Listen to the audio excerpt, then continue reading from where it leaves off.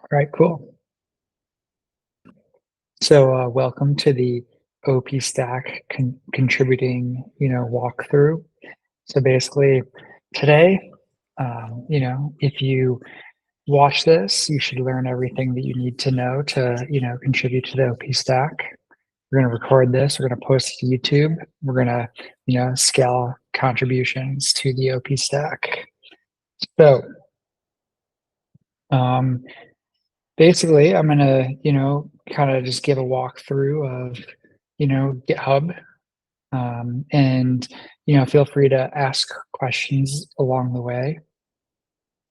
So basically, you know, this is the Optimism monorepo. It's a big, repository. There's a lot of code in here. We're actively working on splitting it out into, smaller and more manageable things. Um, so when you come to optimism, the first place that you want to contribute, the specs. The specs, this is where, wait, let me make sure I'm opening it in the right thing. Here we go. You all should be able to see this. So the specs are very, very important. This is where we basically, plan for features that are going into the protocol. And, you know, this is open. We try to do as much planning and discussions in public as possible so that we can scale the ecosystem. So how is this laid out, right? We have our specs, and basically within the protocol directory, right, we have a folder for all of our hard forks. And we do our hard forks, they're ordered by like the first letter. So like Canyon, then Delta, then Ecotone. The next one is called Granite, right? So right now, basically, we're working on figuring out what should go into Granite, right? So we got a bunch of pull requests, right here. I made a proposal for, you know, um, doing this like pre-deploy upgrade into Granite, right? Basically just say, the aim is to solve making stage one really easy. You want to have the OP stack be like a stage one rollup framework. Eventually we want it to be a stage two rollup framework. You just get a stage two rollup for free, but we're taking baby steps. OP mainnet is going to be stage one very soon. We're hoping that within, 3 to 4 weeks, we'll have the fault proof in production, and, we'll make some slight modifications to like ownerships and roles in the system. And then we can, have the stage one. So basically, here is like all the pull requests. We got some issues in here, right? We got lots of like fun things, right? This is like you got some fun ideas for something you want to work on, come in here and talk in these issues, right? So we have got like a bunch of different just like sort of crazy ideas for sorts of projects that we can work on. I'll just pause for a minute if anyone has anything that they want to ask or chime out. Porque necesitamos leche para mañana. Sí. Y sí, a las 8 me libero.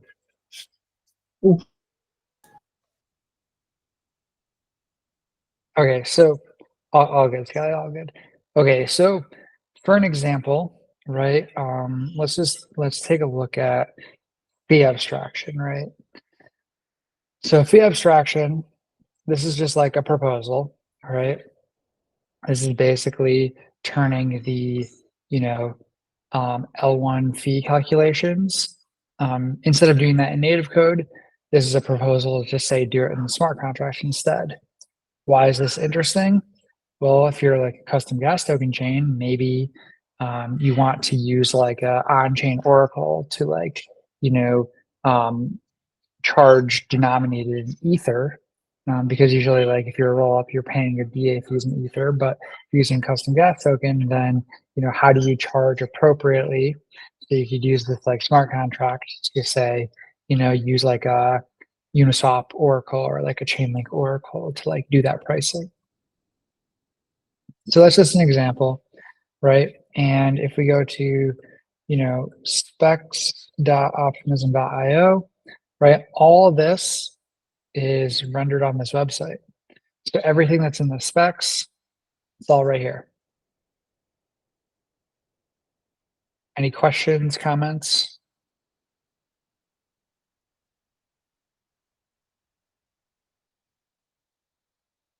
Cool. So we will carry on.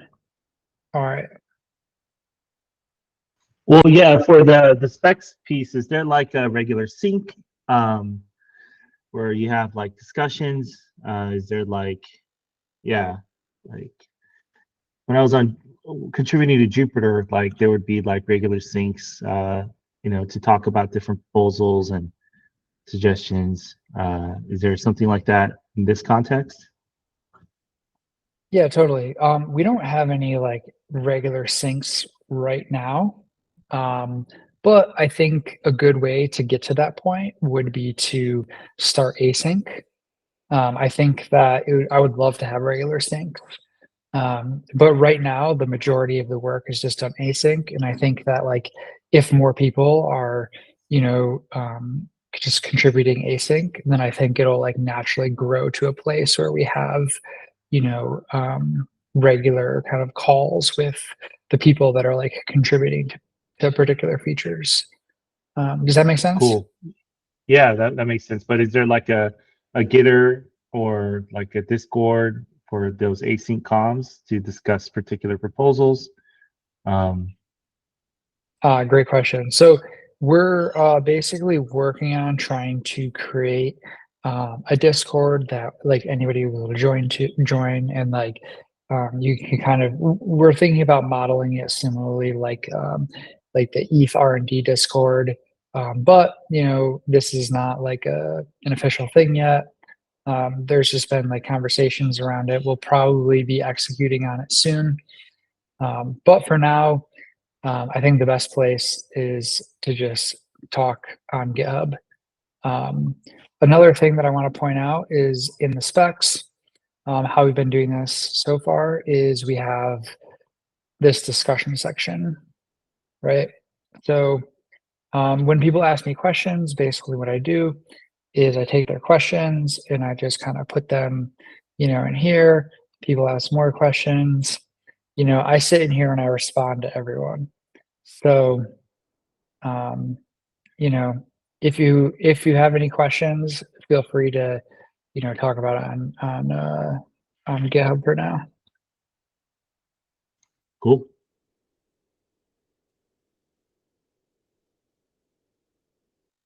Cool. So this is the monorepo. Has a lot of stuff in it, but like I said before, we are starting to try to, break this up into smaller, more digestible things. Yeah, let's like take a look at some stuff that's going on. We can look at the smart contracts, right? So our smart contracts live right here. These are smart contracts. All right, we have like architecture diagram right here for how it works. So we use Foundry. One interesting thing that we do is we basically have this deploy script.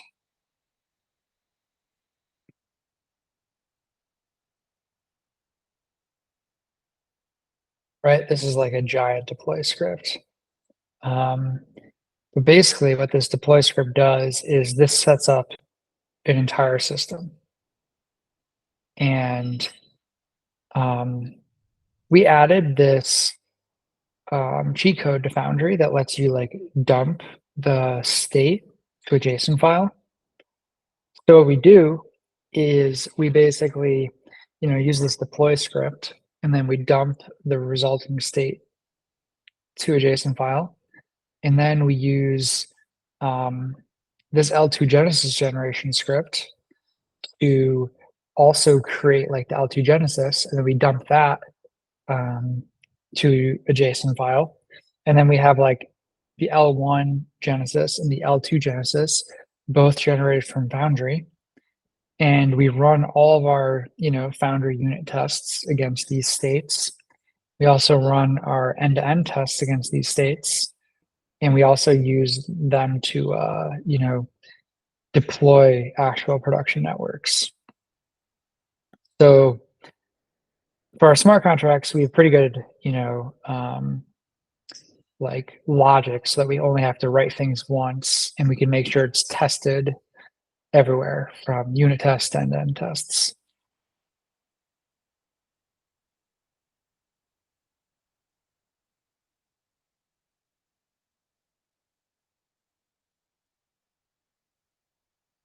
Yeah, any questions, comments? So you first create a spec, and then you come into the mono repo, and then you do a pull request that addresses that particular spec, and then you're also responsible for writing the tests that get invoked. But for the most part, there won't be any need to modify any GitHub actions, right? Like I'm guessing that would invoke those tests. Yeah, totally. Yeah, I don't think that there's going to be any need to like necessarily modify any GitHub actions. But yeah, you're 100% right that, the way that we scale development is through specs. Specs are the only way to like truly know what you're building ahead of time. It also makes sure that, people that are doing code review, they can look at the spec and then compare the invariants in the spec against, the implementation. We found countless bugs this way. And then, the specs are also good for scheduling of projects, right? When you have like something specified, you know what parts of the system it touches. So that helps, de-risking the ability to like work on things in parallel. And then it also Yeah. helps, go on. The spec is written in Markdown though, right? So then that's a very manual process to validate whether it adheres to the spec, right? Totally. Yeah, we don't have any like sort of concept of say like execution specs right now. Those are pretty cool. I know that, like L1 Ethereum does that to some degree with like Python. Right now everything is in Markdown. It is like a lot of work, making sure that everything is, matched from within the code and the spec. I can give you an example. Let's look at the pre-deploys for interop, right? Get inside of here, right?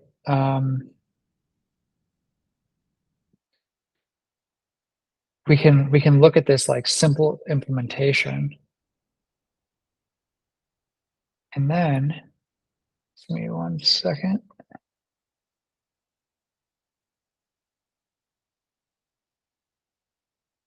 So if someone wants to make an improvement to this process, they just need to write a spec. Is that how that works? Or like a GitHub proposal, like a GitHub issue, right? That's the idea. Yep. Okay. Yeah, so the entry point is always through the specs, because if we're modifying any consensus code, the specs are the best way to like, get alignment with everyone that it's like something that we want to do. Sweet. Cool. Sorry for creating a distraction. Just really curious. Oh, no, you're totally not a distraction. I think another benefit is that they are super useful as documentation. Like we are used to going through these specs a lot just to know how everything is working, especially on the other more, say, updated branches for interop, etc. So it's super useful as well to kind of sync the entire team on what everybody is doing.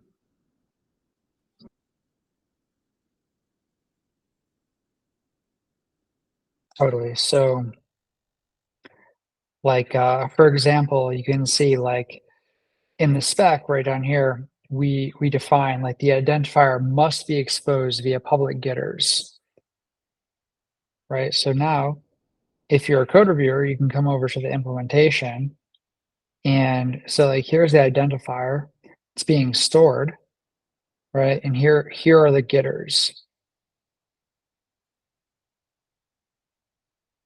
And these getters right here, they basically, you know, if they're not there, then it's really hard to build, you know, applications that have any sort of like authentication on cross-chain messages.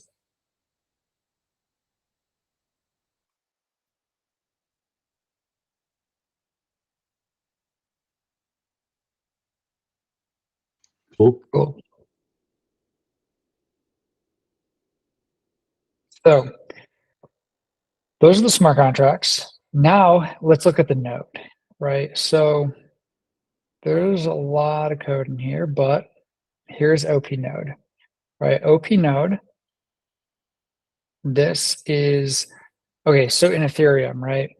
In Ethereum, you kind of like L1, you have like this execution client, and then you got the consensus client, right?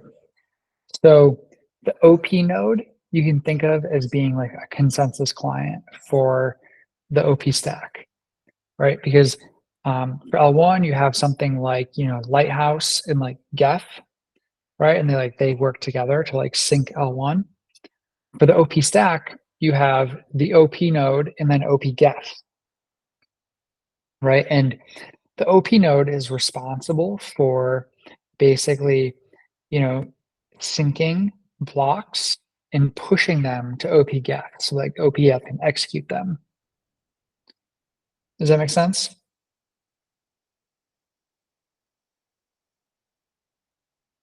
Yeah. Cool. So yeah, this is like a pretty big, beefy, you know,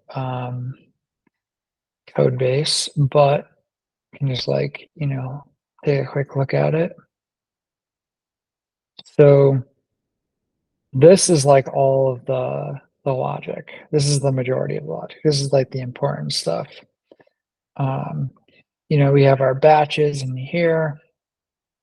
You know, like we don't need to like go super into this, but you know, these are our batches. And like all this stuff is specified, right? So if you're curious about like what's going on, you can go look at the batch spec and you can learn everything you need to know there.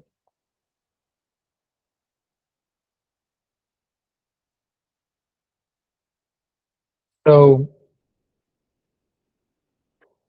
I walked through the smart contracts, or at least like I showed you where they were, and then the OP node.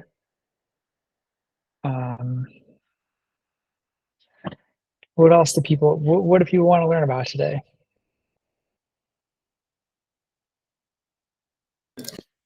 Personally, if you already started implemented the interop specs, like focusing on those would be nice from my side. Cool. So yeah, I mean, we basically, you know, we have some interop contracts. So I did make another video that goes like in depth into the interop spec. I highly recommend, you know, checking it out. Right here. Yeah. So maybe to be more precise, I was also in that meeting. So let's say, familiar with the specs, I mean, more or less. But I was curious if you already started implementing the shared sequencing part of it, like, or let's call it multi-chain sequencing, and how would that modify the normal, you know, the vanilla sequencer code and so on? Yeah, totally. So we do not have any of that code implemented right now, but I can show you right here. So if we go to, we have a design docs repository, and basically in this design docs repository, we are, you know, tracking our like design docs for different things, right? And right here, this is one of the key pieces for this kind of like, you know, shared sequencer sort of idea. So you can follow along with development. The design doc is here. We're hoping to start, you know, building this very soon. Thank you. Maybe then as a follow-up question, so something that was not super clear to me in this interoperability design is about the bridge layer, if there will be a shared bridge. And what does it mean shared here? Like, will it be like I can sign up my rollup to be part of this shared bridge? And again, if you have some sort of design for that also, if you could walk us through that. Yeah, totally. So I think when I hear shared bridge, what I think of is a L1 kind of deposit contract where all of the assets that are locked in the same contract. And then you can kind of like choose where it's like being minted on L2. So we are not, you know, going with that sort of design for the initial release of Interop. The reason why is because doing like bridge migrations is just like a lot of work. And if we said that, you know, interoperability was blocked by needing to migrate all of the bridges, then that would just be like a massive, you know, amount of time that we'd have to like wait before we can ship interop. So my personal opinion is that I hope that EOF can get into L1 and then we can, you know, in the future ship the shared bridge as like an EOF contract. But who knows if EOF will ever get into L1. So, you know, we might need to ship the shared bridge as, you know, like a legacy EVM contract. But, you know, we've thought about it a bunch. Actually, you know, Skelly is leading some great designs on how to do this, like from the point of view of like a ERC20 token. And I think that will use a lot of those learnings to kind of drive like our future bridge designs.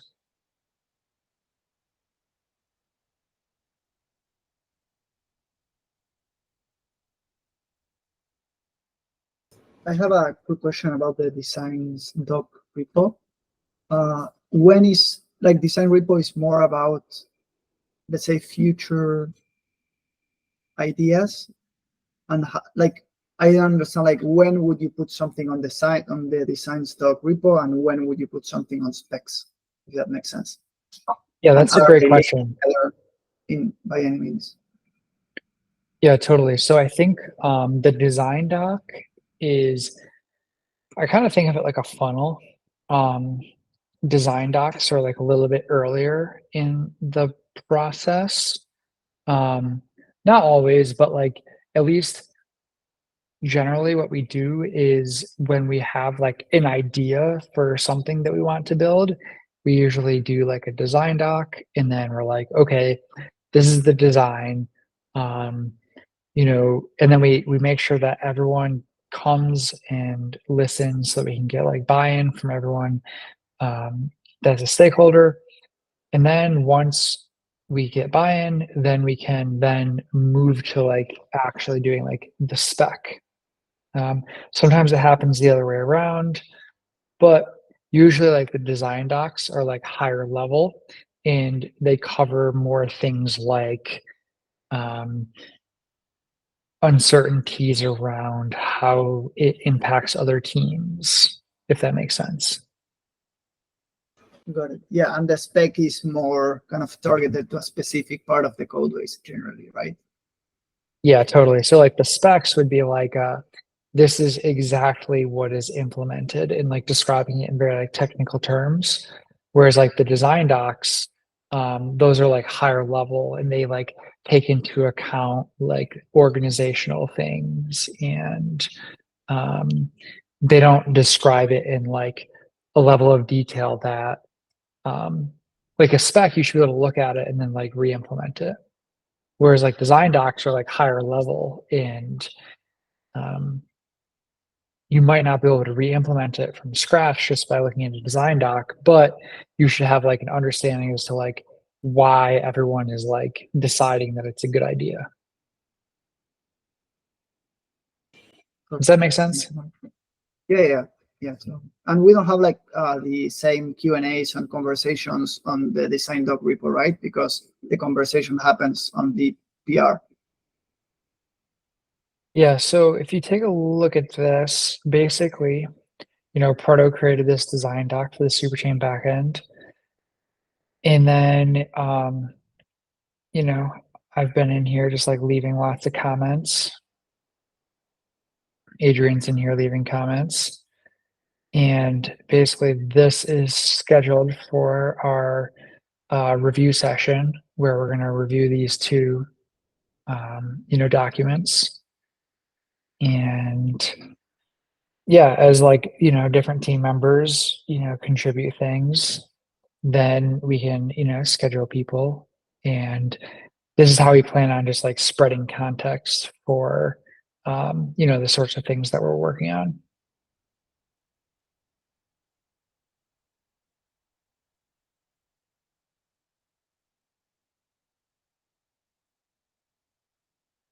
Cool. Any questions, comments?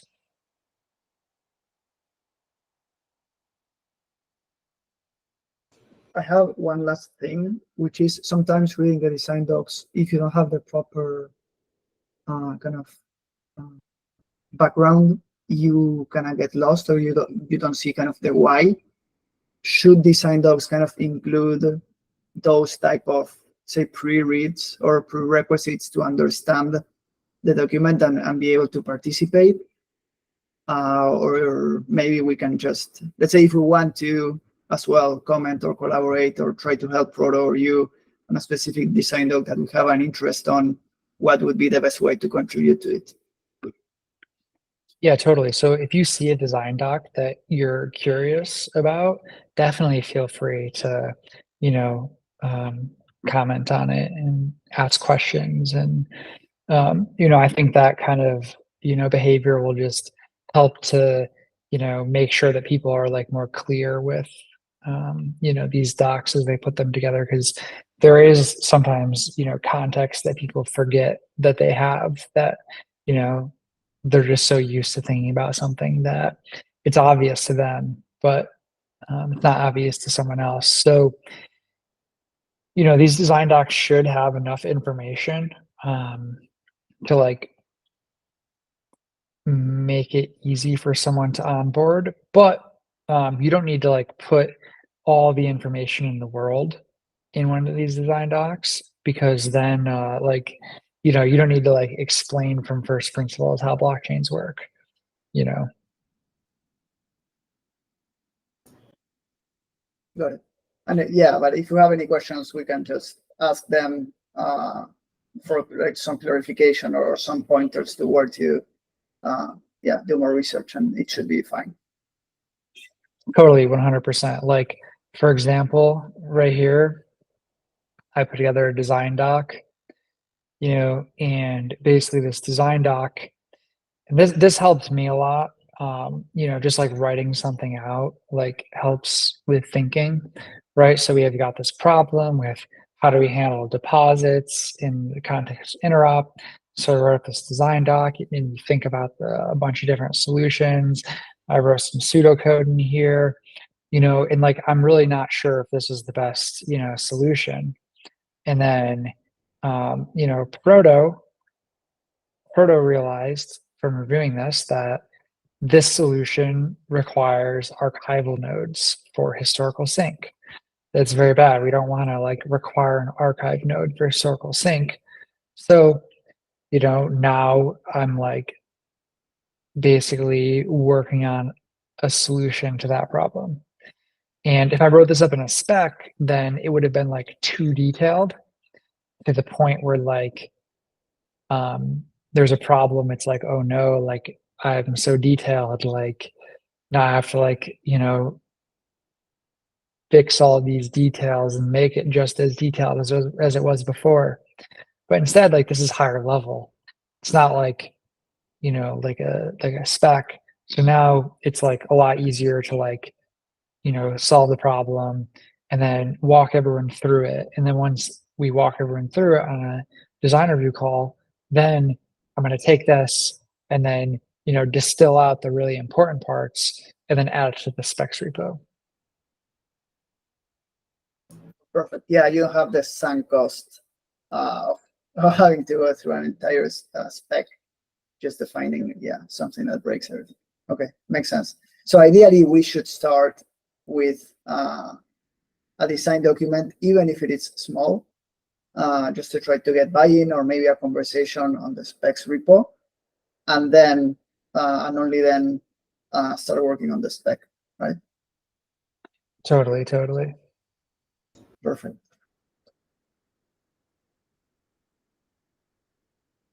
Hey, Ian. Hello. So we've just been walking through like how to contribute to Optimism a little bit. We've been, walking through, we have this public design docs repo, walked through the specs repo a little bit. Yeah, would love to hear, if there's anything in particular that you want to learn, or that you want to take away from this call. You already mentioned the design docs, but I have spent some time trying to dig into the Solidity and JavaScript interactions on the bridge. Are there any good design documents or places to look otherwise for how that works? I think there was an example bridge app you guys released at some point in the past 6 months that was helpful. Yeah, totally. Let's see. Yeah, so we like as of today, we don't maintain a bridge user interface anymore. But if you're curious, I think we want to do like VM. VM has some good docs on this. So we go into here.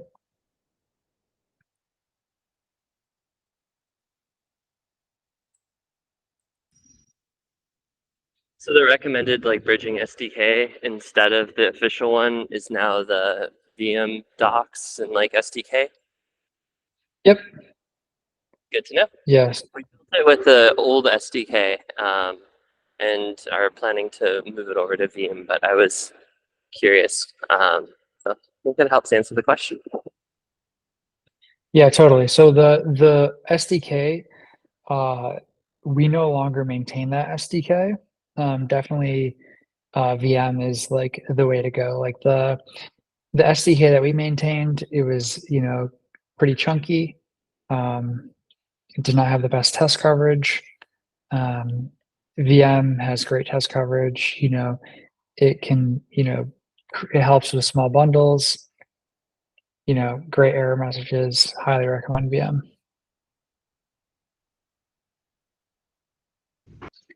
Great to know. Cool. All right. Is there anything else that anyone wants to ask or like learn in specific while we're here?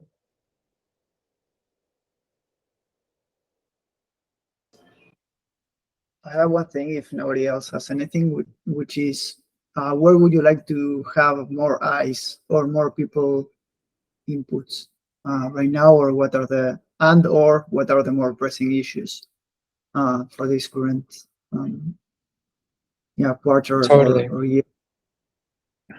Yeah, I mean, interop is super, super high priority. Like I think token standard, super high priority. Like basically, defining the way that assets are fungible across the super chain, super high priority. A lot of the things in the specs repo are like high priority things that we're like thinking about. Like, this is to help scale stage one to make it really easy to have, stage one status for all the chains across the super chain. So like review on this is going to be super helpful if you're a chain operator, because it could impact, the kind of roles in the system, because we want to have like a nicely defined set of roles, and we want to, make sure that each of these roles, there's like checks and balances, and it's like obvious, what sorts of abilities they have.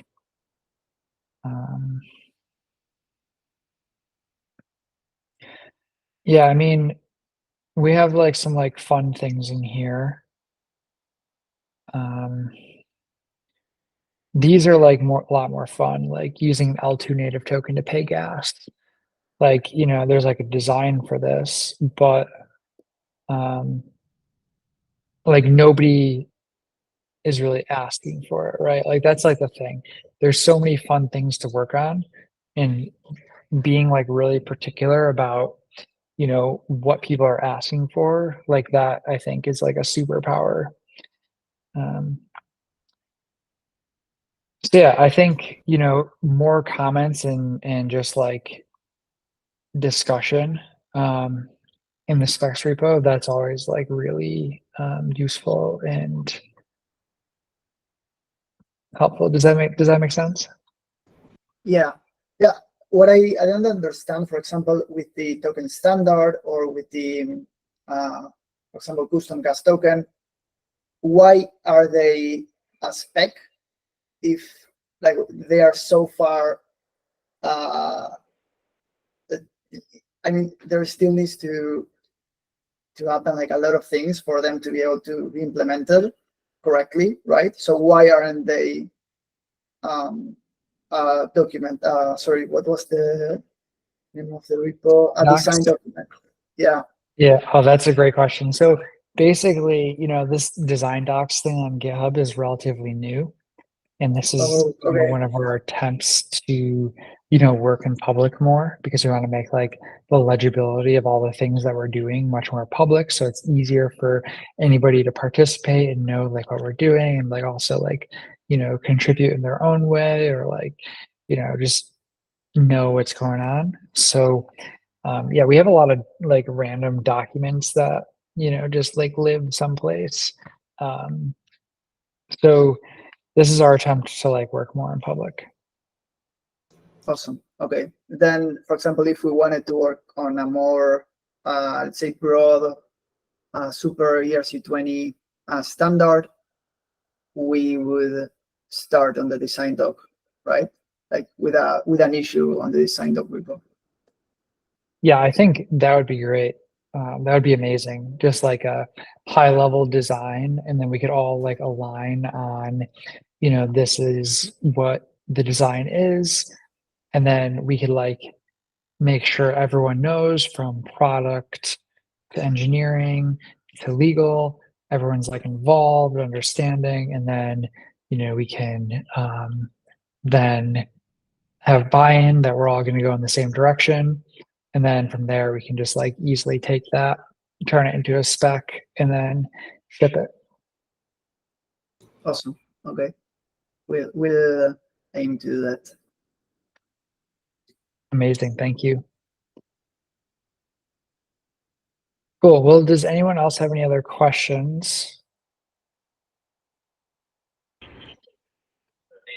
This might be a bit of a political question, but for chains that are a part of the super chain versus chains that are just optimism forks, have you seen any asks or kind of design comments or upstream merges from one or the other category, more or less? Or kind of, is there any differentiation on the contribution side for the super chain members? Yeah, that's a great question. So I mean, basically, I will say that Base is definitely the biggest contributor besides OP Labs to the OP stack. Like, they shipped multiple hard forks like successfully. There have been like small things upstreamed by various other teams. I think that Wonderland is doing a great job, like helping out a lot. You know, I know that Wonderland has wanted to contribute for a long time. You know, finally we're in a place with like the specs that it helps us, you know what we're building and like be able to like schedule projects and have external contributors develop things in the same way. So that's good. I think, you know, like Boba has upstreamed a few things, like BNB chain upstreamed a few things. Yeah, I mean, shout out to all the teams that upstream things.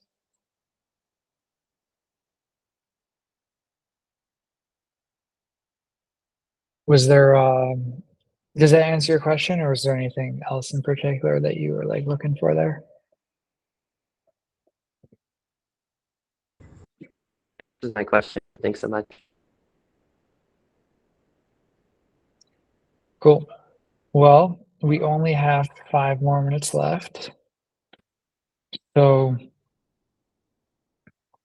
there's anything else that you want to talk about, now would be a great time to bring it up.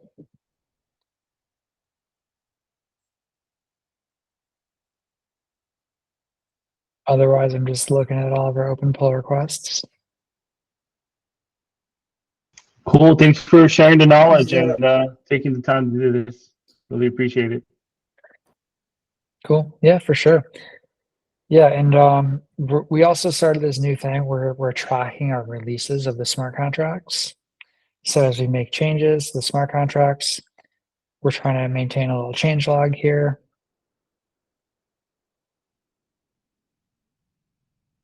And yeah, I mean, thanks for coming. I hope that all of y'all like kind of like learned at a high level, you know, what we're doing for like a workflow. We have our, you know, design docs repository, and then we have our specs repository, and then we have like our kind of protocol monorepo.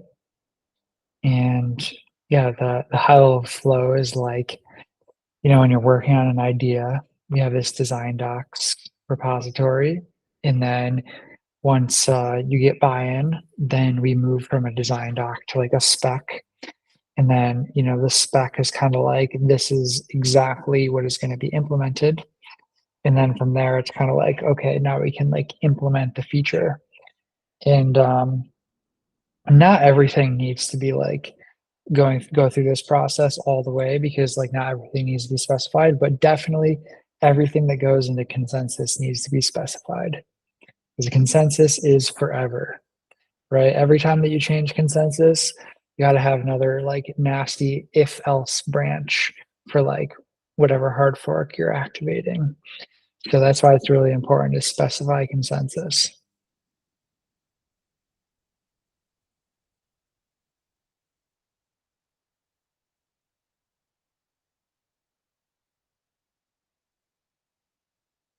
Cool. Well, I'm going to end the recording now.